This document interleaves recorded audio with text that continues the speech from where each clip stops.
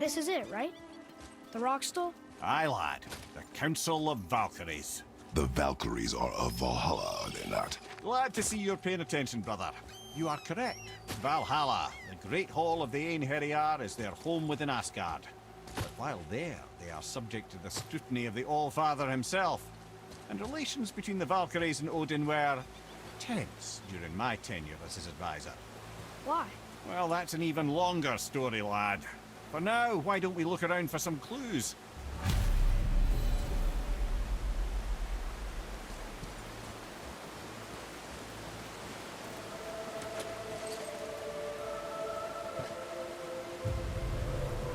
Whoa, you're back. Hello? I don't think she can hear you, lad. The helms must only retain but a small portion of their owner. I'd wager the rest is in transit to Valhalla to try and fix the mess left by their absence.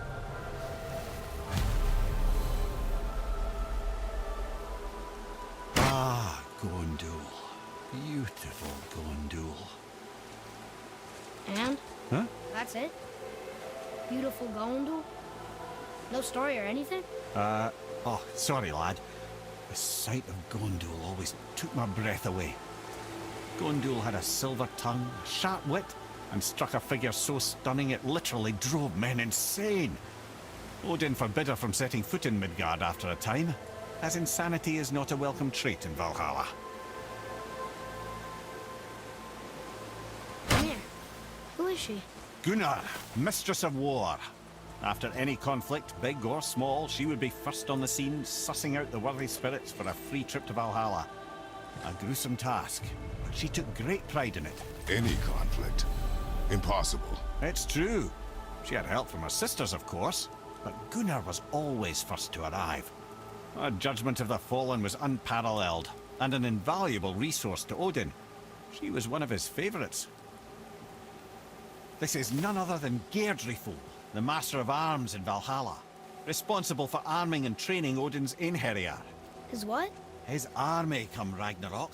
The entire reason Valhalla exists, you see. The Einherjar wait in the Great Hall endlessly, feasting, drinking, and fornicating themselves silly. Once Ragnarok begins, Odin calls them into service to fight on his behalf. Geirdriful had her hands full training that lot. This, my friends, is Kara.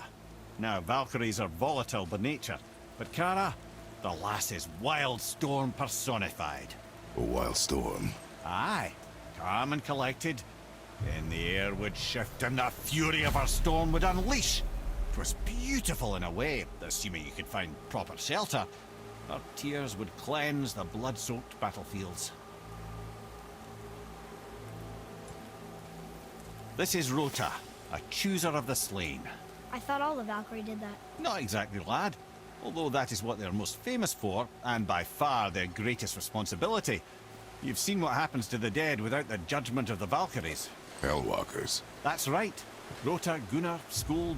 Without them to clean up the aftermath of battle, hell overflows with souls meant for Valhalla. A sorry state of affairs.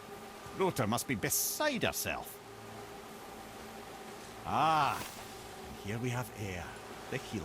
A Valkyrie healer? Strange. Eir was strange, as a matter of fact. Very quiet, very calm. Where her sisters were violent rapids, Eir was a gentle stream. She healed the wounds of both mortals and gods, and even a certain all-knowing sage who once drank too much and fell off a mountain. Not my proudest moment.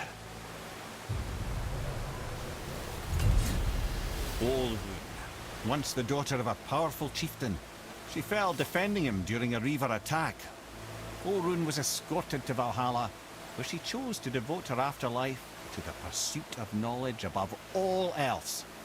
Quite unusual behavior amongst the constant drinking and feasting of her fellow Valhallian denizens. How'd she end up a Valkyrie? Odin. He saw a kindred spirit in Olrun's single-minded pursuit of knowledge. He appointed her as the Valkyrie's resident historian. Well, well, Hilda, Mistress of Battle. She and Odin got on quite well, actually. Her and the other Valkyries, not so much. She would spend most of her time here in Midgard observing discord between the living, and sewing some up herself from time to time. She lived for conflict. Some say she was conflict personified. I wonder what will become of her now that she's free.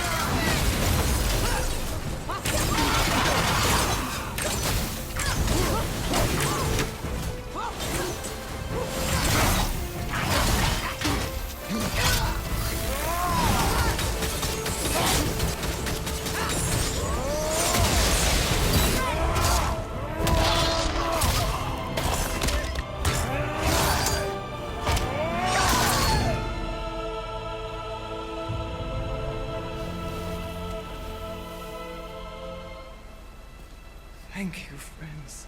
You have saved the Valkyries. Sigrun, how did this happen? Mimir, is that you? You have been freed, but... Freedom comes at a price, milady. You speak truly. Countless winters we served the All-Father. But only through his union to the Queen did we ever taste some measure of freedom. But aren't you the queen? There has only been one Queen of the Valkyries, the goddess Freya. When Odin severed her wings, I served in her absence, but it wasn't enough for the All-Father. He used an archaic piece of magic, corrupting my sisters.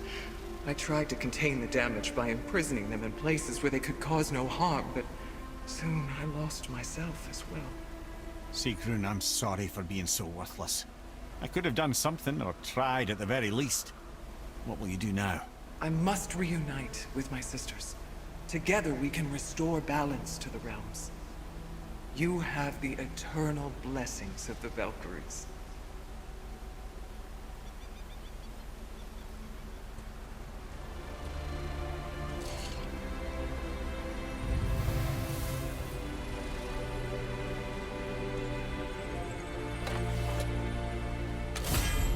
Well, we did it, I suppose. You don't sound very happy about it. It's difficult to be happy about anything when you're a reanimated head. I'm grateful we were able to set the Valkyries free.